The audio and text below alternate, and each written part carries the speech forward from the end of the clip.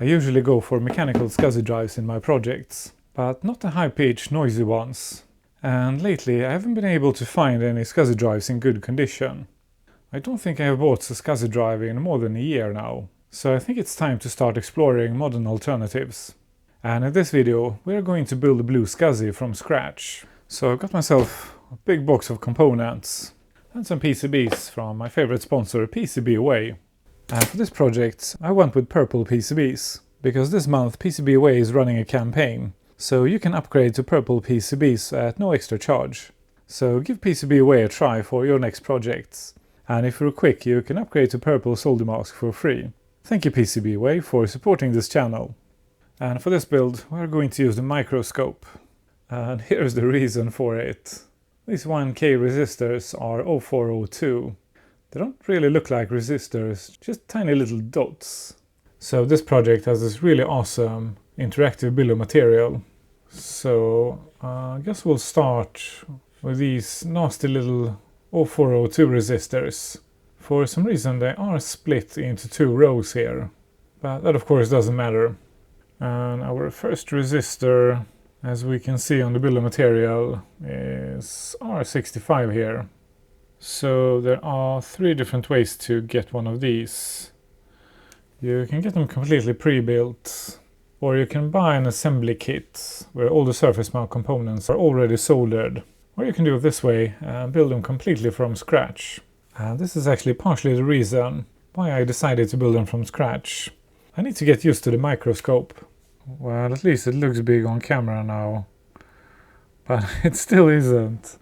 It feels really awkward to look at a display while I solder instead of looking directly at the PCB. So with this project I'm basically forcing myself to getting used to the microscope.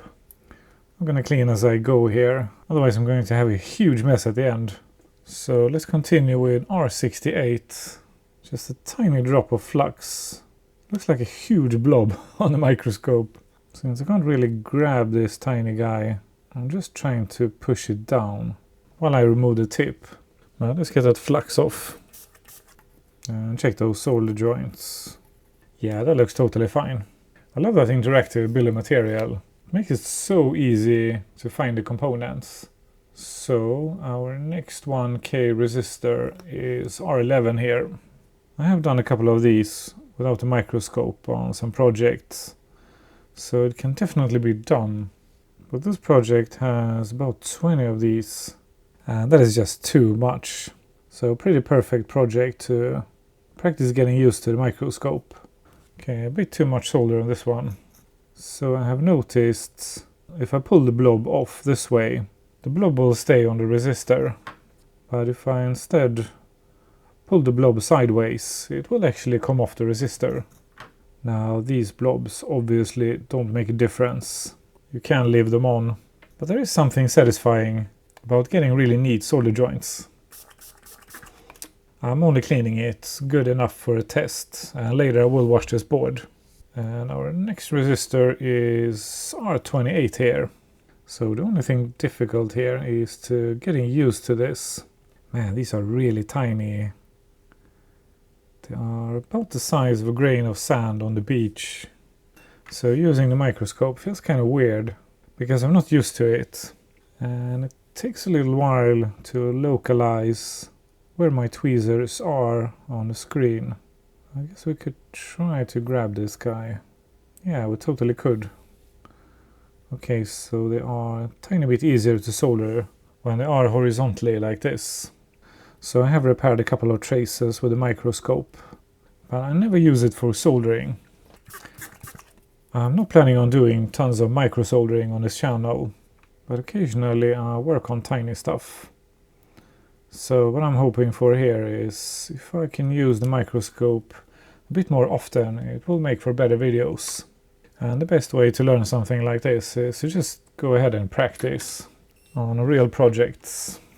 Okay, apparently those 4 first minutes took 20 minutes to record, so my stupid camera stopped recording. So we are actually on a second row of those 1K resistors, R12 to R42. These guys are really tricky to pick up with the tweezers, so instead I dip the tweezers in Flux to make them sticky. And that makes it very easy to pick up a resistor. So let's do a few more on camera here. So this is not difficult. It's just a matter of getting used to seeing things two-dimensional. I have a reasonably steady hand, but this close to the component, it looks kind of shaky. Let's clean this up and take a look. Yeah, that should be okay. Look at that syringe. It looks like a huge tube. So I'm not going to do every single component on camera. That would be a bit boring, I think. So I will be skipping here. But let's do one more on camera here. Okay, so I think this guy is raised from the board. Yeah, it totally was. And that's kind of hard to see on the display. Let's do one more of these tiny guys, because the remaining components are easy. So I'm already starting to feel quite comfortable using the display. So it doesn't seem to take a long time to get used to. One board like this is probably all it takes. It's not really necessary to have resistors this small on this project. So if you have KiCad skills, you could jump into KiCad and just change these to larger resistors before you order your PCBs. Let's check these. Yeah, totally acceptable. Okay, so I'll finish this row and skip ahead here. Okay, I managed to get some solder on these pads here. So let's remove it right away. Otherwise it's going to give us trouble later. If we install a chip here with some solder on two of the pads, some of the pins are going to be raised from the board, and that chip won't get soldered proper. Let's clean this up and check. Okay, looking good. Skipped ahead here a bit, so that was actually the last 0402. Okay, moving on to the next row. R26 and R24. So these guys are 0603. So they are significantly larger. Still tiny components, but significantly larger than the 0402. So from here on I don't actually need a microscope. But for the sake of practice, I'll use it anyways. Totally fine, but unnecessarily large blobs. So there are a bunch of these on the board. But I'll just do this one on camera, and then I'll move on to the next component. And it's done. Let's clean and check. Yeah, totally fine. And here you can see the size difference. So here's our 0402. And these are 0603, so significantly easier to solder without a microscope, and also much easier to grab with the tweezers. Don't seem to be able to get a solder blob all the way out on the tip. Not sure why, because this tip is brand new. And this is, by the way, the smallest tip I have for my station. Even if it looks huge on camera, that tip is absolutely tiny. Actually, there is one more 0402 here. R30 here is a 470 ohm resistor, and this little sucker here is a 0402. So is this the right way to get one of these boards? Well, it depends. If you want to practice microsoldering or getting used to your microscope, or I guess if you want to get them as cheaply as possible, then building these from scratch totally makes sense. Okay, I did all the remaining resistors off camera, so we can move on to these two tiny little fuses. So we've got F2 here, and these are 0805, so I think we're done with the really tiny stuff. And F3 on the other side of the board. I'm actually already starting to feel comfortable using that screen. So the soldering is going much quicker now. Not that this is a very quick project. I actually find this quite satisfying, so I don't mind spending a few hours assembling this card. Okay, moving on to D4. This guy here is our power LED. Okay, let's grab it and push it down on the PCB. And then solder the other side. And down here we have D3, which I believe is a blue LED. It didn't actually say on the package, and I don't care to check the part numbers. We'll find out anyways in a minute. I think I managed to add a big blob of solder on the nearby resistors. I'll just leave them. This is good enough. Okay, I ran out of flux here. So this syringe is fresh out of the fridge. I hope it works, even when it's cold. I hate new syringes. They just keep pouring flux out, even after you have stopped pushing. And that stuff ends up on the bench every time.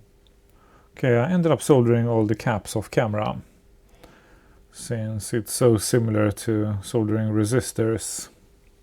So this is actually the last cap.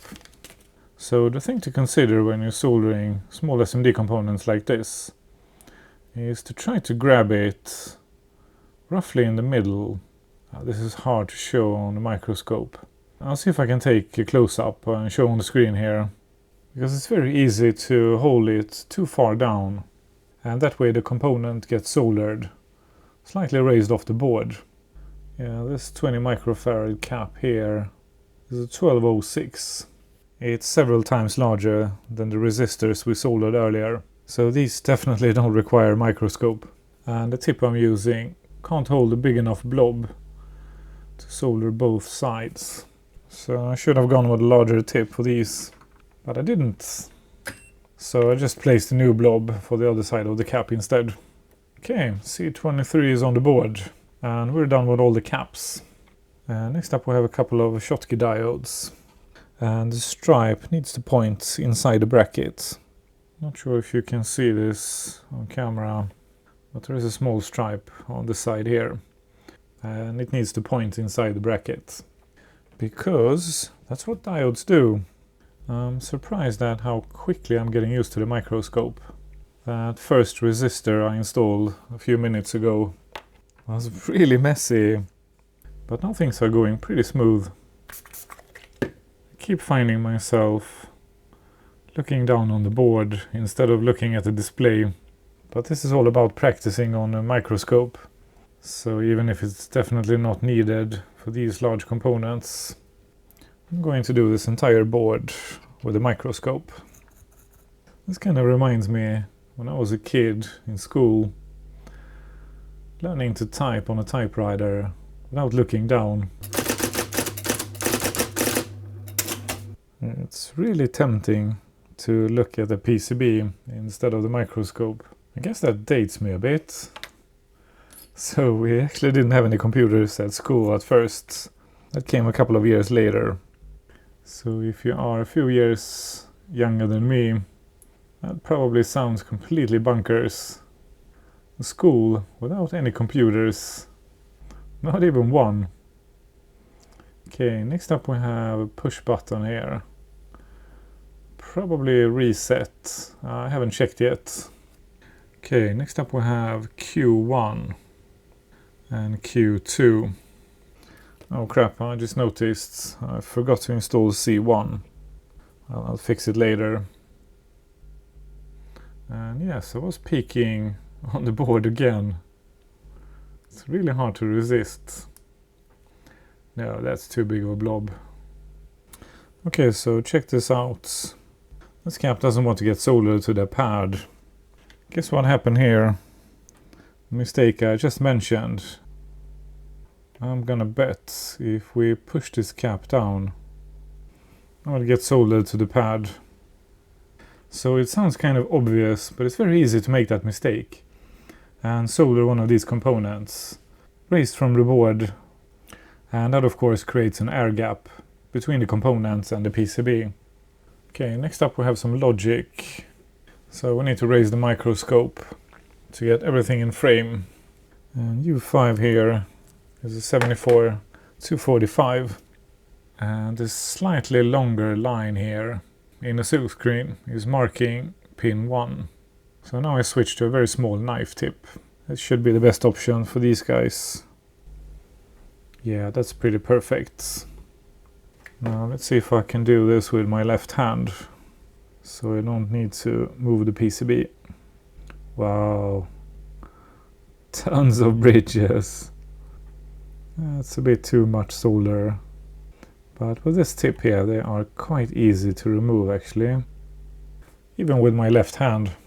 Let's clean and inspect and make sure we didn't leave any bridges. Yeah, that looks totally fine. Perhaps it's easier to see before I add the flux. So if you compare this line here with this line here, you can clearly see where pin 1 is. Okay, we are nearing completion, at least with the surface mount components.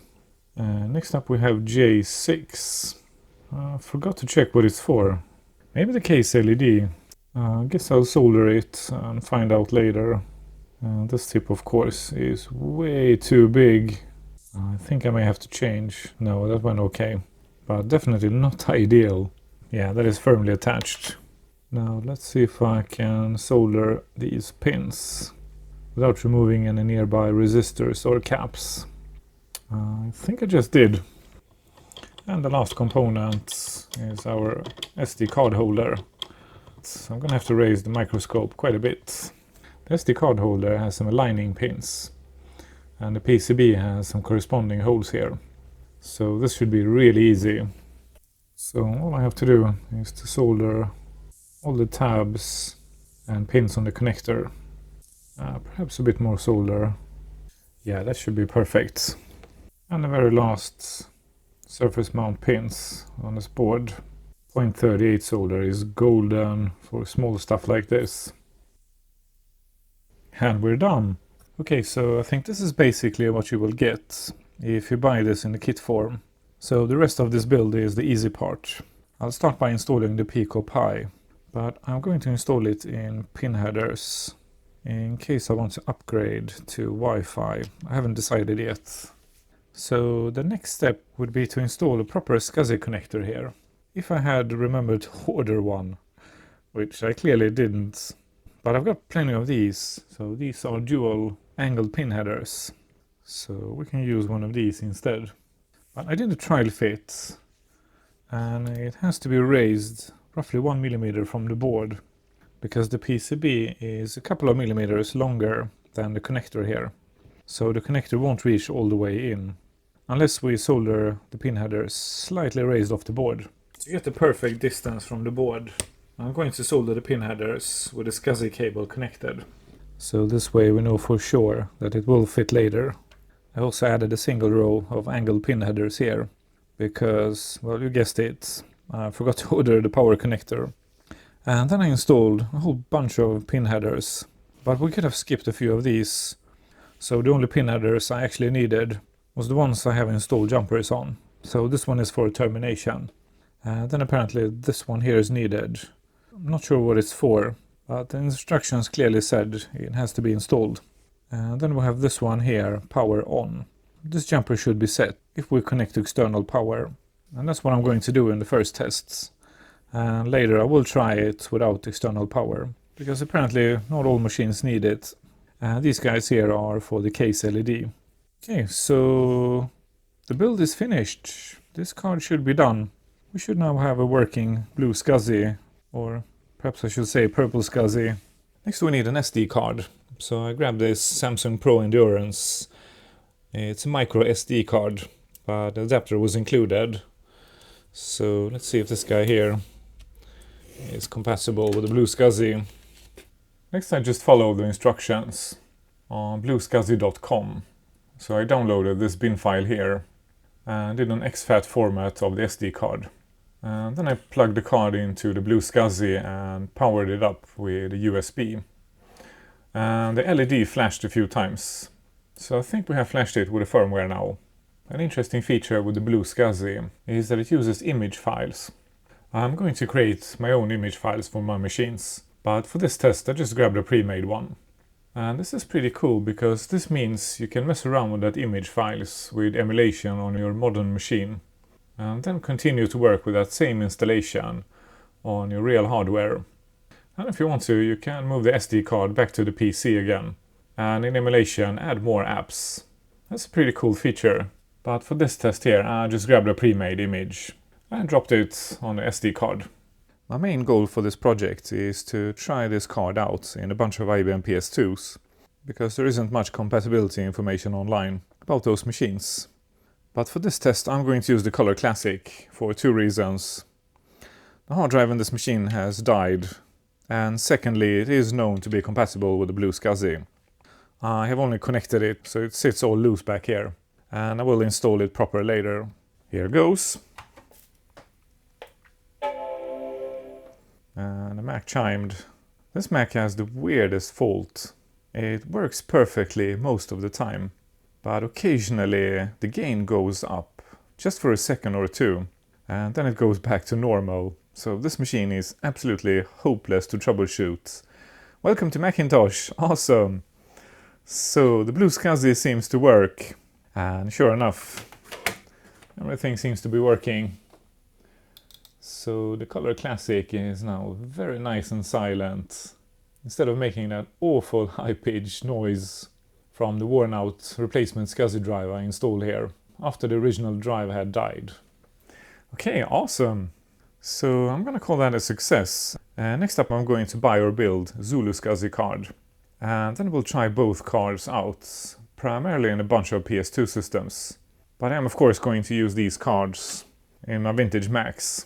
The BlueSCSI is very popular among Macintosh users, so we know that compatibility is great. And that's all I had for you today, and I'll see you guys again next week.